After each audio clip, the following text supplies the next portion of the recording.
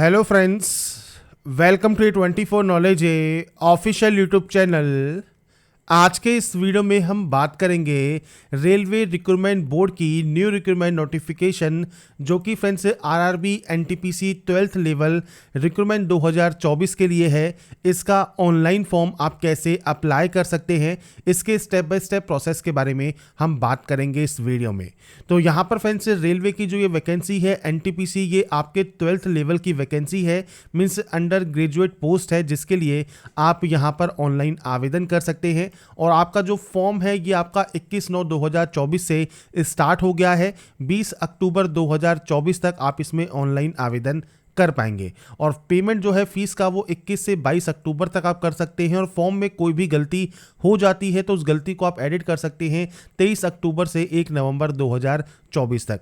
तो यहाँ पर फ्रेंड्स इस वैकेंसी को अप्लाई करने से पहले इसकी जो भी एलिजिबिलिटी कंडीशंस हैं ये आप jobrasa.com पर जाकर चेकआउट कर सकते हैं और उसके बाद आप इसमें ऑनलाइन आवेदन कर सकते हैं। अब बात करेंगे इसके फॉर्म अप्लाई प्रोसेस के बारे में। और इस वीडियो को स्टार्ट करने से पहले अगर अभी तक आपने हमारे चैनल को सब्सक्राइब नहीं किया है, सब्सक्राइब करें, शेयर करें, लाइक करें, जिससे आपको आने वाली सारी अपडेट्स मिल सके। तो यहाँ पर फ्रेंड्स देखिए, रेलवे रिक्रूटमेंट बोर्ड का जो ये ऑफिशियल पोर्टल है, यहाँ पर आपको अप्लाई का ऑप्शन मिलता है। अगर आपने पहले से रजिस्ट्रेशन किया हुआ है तो आपको दोबारा से रजिस्ट्रेशन करने की जरूरत नहीं है, आप डायरेक्टली यहाँ पर लॉगिन कर सकते हैं। पर अगर आप पहली बार रजिस्ट्रेशन कर रहे हैं तो मैं आपको यहाँ पर जो प्रोसेस है वो बता देता हूँ। जैसे आपको अप्लाई के ऑप्शन पर क्रिएट एन अकाउंट का ऑप्शन मिलेगा। अब आपसे कहा गया है कि अगर आपने पहले से रजिस्ट्रेशन किया है तो आपको दोबारा से रजिस्ट्रेशन करने की जरूरत नहीं होती। इसके बाद आपको यहाँ पर नेशनलिटी सबसे पहले सेलेक्ट करनी है। इसके बाद आपको कुछ बेसिक जानकारी एंटर करनी होगी, जिसमें सबसे पहले आप यहाँ पर एंटर करेंगे आपका नाम। तो फ्रेंड्स पूरा नाम आप यहाँ पर एंटर करें और इसको यहाँ से आप वेरीफाई करेंगे। इसके बाद फ्रेंड्स अगर आपने अपना नाम चेंज किया हुआ है तो आप यस कर सकते हैं और उसके बाद फ्रेंड्स अपना नाम चेंज किया हुआ आप दे सकते हैं।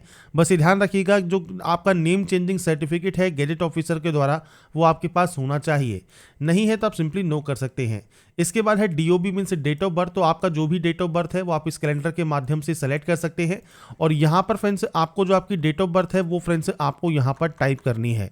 इसके बाद नेक्स्ट ऑप्शन जेंडर का रहेगा। जेंडर आप यहाँ पर सेलेक्ट करेंगे। आपका फ्रेंड्स जो फादर नेम है वो फादर नेम आपको यहाँ पर एंटर करना है, पूरा नाम। और ये सारी जानकारी आप अपने 10th की मार्कशीट के अकॉर्डिंग यहाँ पर एंटर करेंगे। इसके बाद आपको आपकी मदर का नाम यहाँ पर देना होगा और उसको भी रीटाइप करना होगा। इसके बाद नेक्स्ट ऑप्शन है आधार वेरिफिकेशन का। तो अपने आधार कार्ड का नंबर दीजिए, वेरीफाई यूजिंग आधार कीजिए, जिसमें फ्रेंड्स यहाँ पर देखिए आपकी डिटेल्स आपको यहाँ पर शो होंगी। अगर आपकी डिटेल मैट्रिकुलेशन और आधार कार्ड में सेम है तो आप सेमस पर क्लिक करें। इसके बाद यहाँ से इसे डिक्लेयर करें और उसके बाद यहाँ से आप इसे वेरीफाई कर देंगे। और अगर मान लीजिए फ्रेंड्स आपका जो आधार कार्ड है उसमें डाटा सेम नहीं है या अभी आप इसमें वेरिफिकेशन नहीं करना चाहते हैं आधार कार्ड से, तो I do not have Aadhaar card पर क्लिक कीजिए। और उसके बाद आपके सामने जैसे ऑप्शंस आएंगे driving licence, passport, PAN card, voter ID, employ ID या स्कूल या कॉलेज यूनिवर्सिटी। तो आपके अकॉर्डिंग जो भी ऑप्शन आपके पास, जैसे ड्राइविंग लाइसेंस है तो डॉक्यूमेंट नंबर मतलब डीएल नंबर, इशूइंग अथॉरिटी में आप आरटीओ का नाम दे सकते हैं, प्लेस ऑफ इशू कहाँ से इशू हुआ है, डेट ऑफ इशू आपको यहाँ पर देना होगा। आप बाकी और अदर आईडी है इनमें फ्रेंड्स आप गवर्नमेंट ऑफ इंडिया दे सकते हैं इशूइंग अथॉरिटी में। इसके बाद कॉन्टैक्ट डिटेल्स में फ्रेंड्स आपको आपका active and valid mail ID और आपका मोबाइल नंबर एंटर करना है। इसके बाद जनरेट ईमेल ओटीपी और जनरेट मोबाइल ओटीपी करेंगे। आपके पास ओटीपी आएगी, वो ओटीपी आपको यहाँ पर टाइप करनी होगी। और इसके बाद फ्रेंड्स नीचे आपको यहाँ पर दिया गया है क्रिएट योर पासवर्ड। तो यहाँ पर फ्रेंड्स देखिए मैं आपके सामने सैंपल शो कर देता हूँ। तो आपको यहाँ पर कहा गया है कैपिटल लेटर, तो हमने कैपिटल लेटर यूज कर लिया। स्मॉल लेटर्स तो हमने स्मॉल लेटर्स यूज कर लिए। इसके बाद स्पेशल कैरेक्टर तो स्पेशल कैरेक्टर यूज कर लिया। और नंबर्स है तो हमने नंबर्स यूज कर लिए। पासवर्ड का जो कॉम्बिनेशन है इस तरह का पासवर्ड आपको बनाना होगा। और पासवर्ड जब आप यहाँ पर बना देंगे यहाँ पर आपको 2 बार एंटर करना है, इस कैप्चा कोड को फिल करना है और preview and create an account पर आपको क्लिक कर लेना है।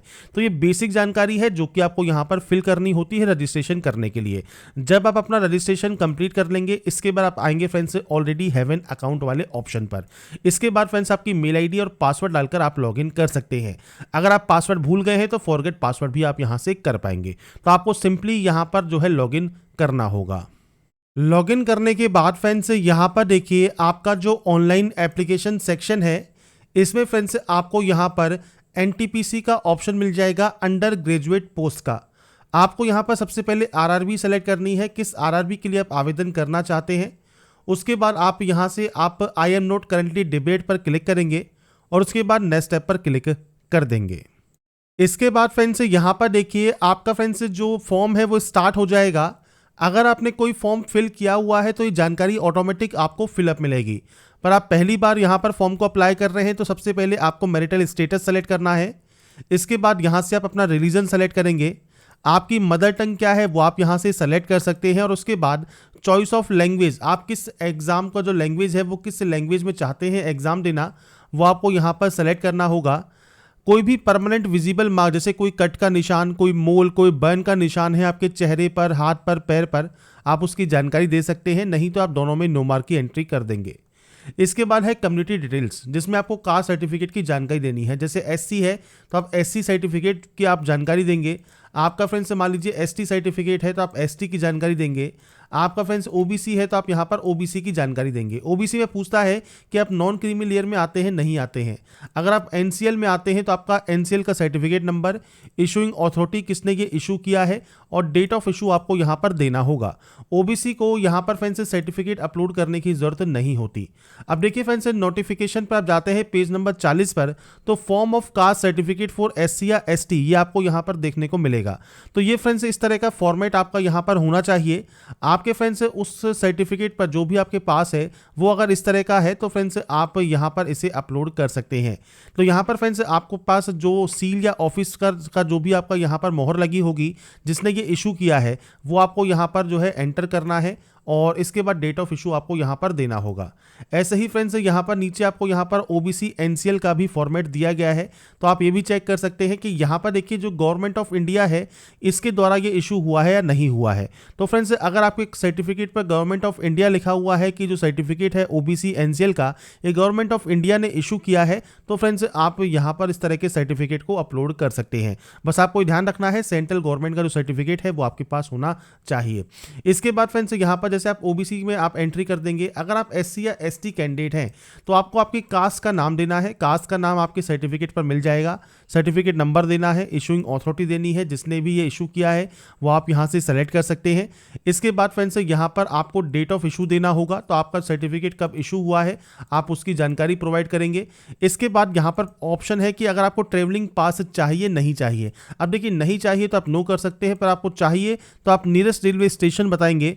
उसके बाद आपके सर्टिफिकेट कास्ट सर्टिफिकेट का जो साइज है वो 500 KB से कम होना चाहिए। पीडीएफ फॉर्मेट में आप ये अपलोड करेंगे। नीचे आपको एड्रेस सेक्शन है। एड्रेस ये है आपका प्रेजेंट एड्रेस और ये है आपका परमानेंट। अब देखिए दोनों सेम हो सकते हैं तो सेम पर क्लिक कीजिए, अलग अलग है तो आप अलग अलग एंट्री करेंगे। आपका स्टेट कौन सा है, डिस्ट्रिक्ट कौन सा है, पूरा एड्रेस क्या है, विलेज या टाउन सिटी कौन सा है, पिन कोड क्या है, ये आपको देना होगा। तो ये बेसिकली आपका एड्रेस सेक्शन है जो कि आपको फिल करना है। इस सेक्शन में फ्रेंड्स मेनली आपको ध्यान रखना है आपके कास्ट सर्टिफिकेट का, और इसके लिए आप फॉर्मेट नोटिफिकेशन पर जाकर चेकआउट कर सकते हैं। अगर वो गवर्नमेंट ऑफ इंडिया द्वारा इशू है आप यहां पर उसे अपलोड कर देंगे। इसके बाद फ्रेंड्स नेक्स्ट ऑप्शन आता है देखिए एक्स सर्विसमैन डिटेल्स का। तो यहां पर देखिए अगर आप एक्स सर्विसमैन नहीं है तो सिंपली नो ही रहने दें, पर आप एक्स सर्विसमैन है तो आपको सबसे पहले डिफेंस सर्विस सेलेक्ट करनी है। आर्मी है, नेवी है या एयरफोर्स है वो आप सेलेक्ट करेंगे। आपकी रैंक कौन सी है, डेट ऑफ ज्वाइनिंग कौन सा है, तो यहाँ पर फ्रेंड्स कैलेंडर के माध्यम से आप सेलेक्ट कर सकते हैं आपकी जो भी डेट ऑफ ज्वाइनिंग है। तो यहाँ पर फ्रेंड्स आपको देखिए जो डेट है वो आपको यहाँ पर देखने को मिल जाती है। इसके बाद अगर आप स्टिल सर्विस में है तो यस कर सकते हैं, नहीं है तो आप नो करेंगे और डेट ऑफ डिस्चार्ज देंगे। किस वजह से आपका रीजन ऑफ डिस्चार्ज है वो आपको देना होगा। आपका सर्टिफिकेट नंबर क्या है, अगर आपने एम्प्लॉयमेंट लिया है या नहीं लिया है आप उसकी जानकारी यहाँ पर प्रोवाइड करेंगे। नहीं है एक्स सर्विसमैन सिंपली नो कर सकते हैं। पीएच कैंडिडेट अगर आप हैं तो यस करेंगे। टाइप ऑफ डिसेबिलिटी कौन सी है वो आपको देना है। सब टाइप ऑफ डिसेबिलिटी कौन सी है वो आपको देना होगा। परसेंटेज ऑफ डिसेबिलिटी क्या है, नेचर ऑफ डिसेबिलिटी क्या है, परमानेंट है या टेम्परेरी है, पीएच सर्टिफिकेट नंबर और इशू डेट आपको देना है। इसके अलावा फ्रेंड्स अगर आपको स्क्राइब चाहिए, अगर आपकी राइटिंग एबिलिटी जो है वो अफेक्टेड है तो आप यहाँ पर यस कर सकते हैं। और इसके बाद फ्रेंड्स यहाँ पर आपको बताना होगा जो स्क्राइब है वो आप एग्जाम सेंटर पे चाहते हैं नहीं चाहते हैं, वो जानकारी आप प्रोवाइड करेंगे। नहीं है पीएच तो सिंपली आप यहाँ पर इनमें ऑप्शंस में नो कर सकते हैं। इसके बाद फ्रेंड्स नेक्स्ट ऑप्शन है ईबीसी सर्टिफिकेट होल्डर का। तो ये क्या है, तो फ्रेंड्स ये है आपका इकोनॉमिकल बैकवर्ड क्लास। ईबीसी में फ्रेंड्स आपका यहाँ पर जो फैमिली इनकम है वो 50,000 या उससे कम है, या आपके पास बीपीएल कार्ड है, तो आप इसमें जो है यहाँ पर आई एग्री कर सकते हैं। इसमें जो छूट है वो सिर्फ रिजर्वेशन जो आपको मिलता है वो सिर्फ फीस के लिए मिलता है, फीस में ही आपको यहाँ पर छूट मिलेगी। तो इसके लिए friends certificate number, issuing authority BPL card है, या डिस्ट्रिक्ट मजिस्ट्रेट या कोई रेवेन्यू ऑफिसर ने ये जारी किया है, या फ्रेंड्स आपका इज्जत एमएसटी इशूड किया गया है रेलवे के द्वारा, या फ्रेंड्स किसी भी यूनियन मिनिस्टर के द्वारा या सिटिंग मेंबर ऑफ पार्लियामेंट के द्वारा आपके पास कोई सर्टिफिकेट है जो घोषित करता है कि आपकी पारिवारिक आय 50,000 से कम है, या बीपीएल सर्टिफिकेट है, वो आपको देना है। और वो सर्टिफिकेट या बीपीएल कार्ड आपको यहाँ पर अपलोड करना होगा, नहीं तो आप यहाँ पर नो कर देंगे। इसके बाद फ्रेंड्स अगर आप एम्प्लॉई हैं इंडियन रेलवे में तो आप दे सकते हैं, करंट डिपार्टमेंट या ऑर्गेनाइजेशन कौन सा है वो आप दे सकते हैं, नहीं तो आप यहाँ पर नॉट एप्लीकेबल करेंगे। इसके बाद आपको यहाँ पर देना है bank detail for refund of fees. तो ये क्या है, तो फ्रेंड्स जब आप CBT 1 देंगे तो आपकी जो एप्लीकेशन फीस जैसे 500 रुपये लगती है तो उसमें 400 रुपये रिफंड हो जाएंगे। रिजर्व कैंडिडेट अगर आप हैं, SC ST हैं, फीमेल कैंडिडेट है, 250 रुपये फीस आपकी लगती है, तो वो 250 रुपये आपको रिफंड हो जाएंगे। तो जिस अकाउंट में आपको रिफंड चाहिए उस अकाउंट की आपको जानकारी देनी है, account holder name, account number, IFSC code, ये सब आपको देना होगा। आपकी जो बैंक की पासबुक है उसका जो फर्स्ट पेज है उस पर फ्रेंड्स ये सारी जानकारी आपको मिल जाती है, जो कि आप यहाँ पर एंटर करेंगे। इसके बाद ही सेव एंड नेक्स्ट करेंगे। इसके बाद आता है क्वालिफिकेशन सेक्शन। अब क्वालिफिकेशन में फ्रेंड्स यहाँ से आपको क्वालिफिकेशन सेलेक्ट करनी है। अब यहाँ पर देखिए आपको सबसे पहले 10th की एंट्री करनी होगी।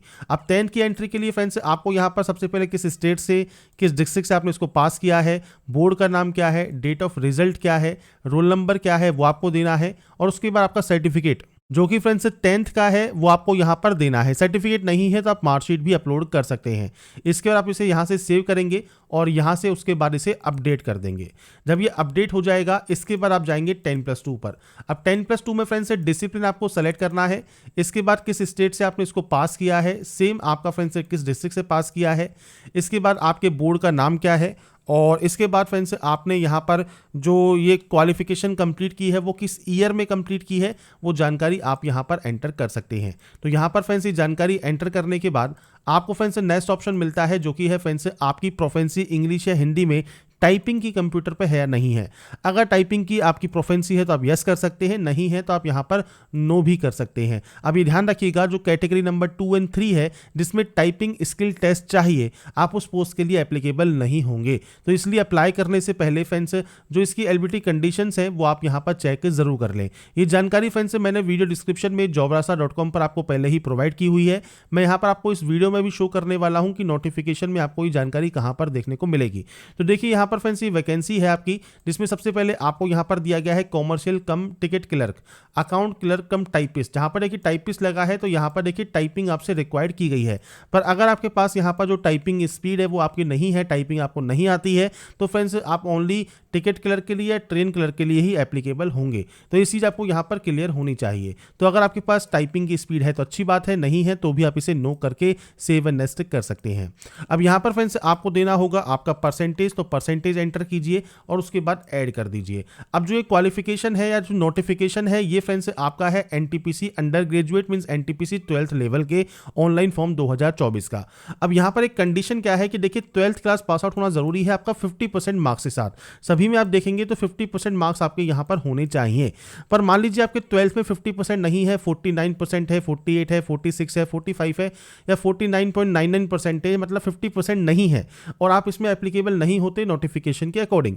पर यहाँ पर एक गाइडलाइन क्या कही गई है, 50% marks is not to be instant upon in case of, कि 50% मार्क्स रिक्वायर्ड नहीं है अगर आप SC ST PH कैंडिडेट है, एक्स सर्विसमैन कैंडिडेट है या आपके पास हायर क्वालिफिकेशन है 10+2 से।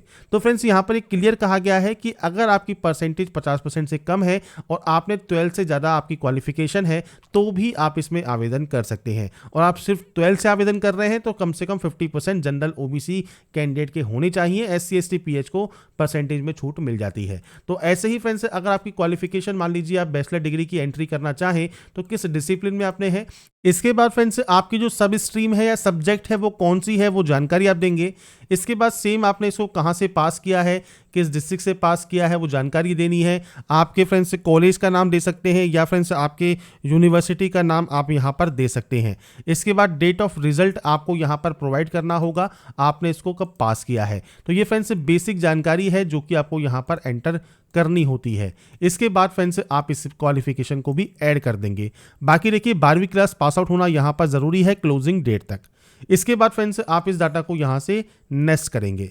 नेक्स्ट करने पर फ्रेंड्स आपके देखिए फोटोग्राफ एंड सिग्नेचर अब आपको यहाँ पर अपलोड करने हैं। अगर आपने पहले कोई फॉर्म अप्लाई किया हुआ है तो आपको ये अपलोड करने की जरूरत नहीं है, पहले से ही आपको ये शो होगा। रिजेक्टेबल फोटोज आपको दी गई हैं तो ये फोटोज इस तरह की रिजेक्ट हो जाएंगी। एक्सेप्टेबल फोटोज फ्रेंड्स इस तरह की आपकी होनी चाहिए। अब यहाँ पर सबसे बड़ा जो बात आती है फोटोग्राफ एंड सिग्नेचर अपलोड करने में कि साइज यहाँ पर सही नहीं बैठता। तो देखिए 30 से 70 KB का साइज दोनों में ही रिक्वायर्ड किया गया है फोटोग्राफ एंड सिग्नेचर के लिए। पर यहाँ पर फ्रेंड्स देखिए जो आपका यहाँ पर फोटोग्राफ है उसका जो पिक्सल है या में जो साइज है वो भी आपको यहाँ पर दिया गया है। तो इसके लिए फ्रेंड्स आपकी जो भी फोटोग्राफ है सिग्नेचर को आप रिसाइज करना चाहते हैं तो आप किसी भी आप जो रिसाइज वाला फ्रेंड्स ऐप है आप उसमें यहाँ पर ओपन कर सकते हैं। अब यहाँ पर देखिए आपसे क्या रिक्वायर किया गया है, जैसे हाइट है आपकी 320 और जो विड्थ है वो है फ्रेंड्स 240। तो आपको यहाँ पर देखिए विड्थ में 240 की एंट्री कर देनी है, हाइट में 320 की आपको एंट्री कर देनी है। पर यहाँ पर ये एंटर करना है आपको किसमें, पिक्सल में, क्योंकि हम यहाँ पर जो वैल्यू पुट कर रहे हैं ये हम एंटर कर रहे हैं पिक्सल में। अगर आप यहाँ पर में करते हैं तो आपको की जानकारी देनी है। ऐसे ही सिग्नेचर के लिए देखिए हाइट है 60 और विड्थ है 140, तो आप 60 और 140 की एंट्री करेंगे। जेपीजी इमेज में चाहिए। साइज जो रिक्वायर्ड किया गया है वो 30 से 70 KB है। तो हम मान लीजिए यहाँ पर इसको जो है साइज ले लेते हैं इसका, मान लीजिए 55 या 60 KB जो भी आप चाहते हैं। और जब आप इसको एंटर कर देंगे इसके बाद नेक्स्ट डाउनलोड पर क्लिक कीजिए। आपका फ्रेंड्स देखिए जो इमेज है वो यहाँ पर डाउनलोड हो जाएगा। इमेज डाउनलोड होने पर आप ब्राउज पर क्लिक करेंगे और उसके बाद इसे सेलेक्ट करके यहाँ पर अपलोड कर देंगे। तो फोटोग्राफ एंड सिग्नेचर आपका आसानी से यहाँ पर अपलोड हो जाएगा। इसके बाद आप इसे सेव एंड नेक्स्ट यहाँ से कर देंगे। अब आता है फ्रेंड्स आपका यहाँ पर आरआरबी सिलेक्शन का, पोस्ट सिलेक्शन का।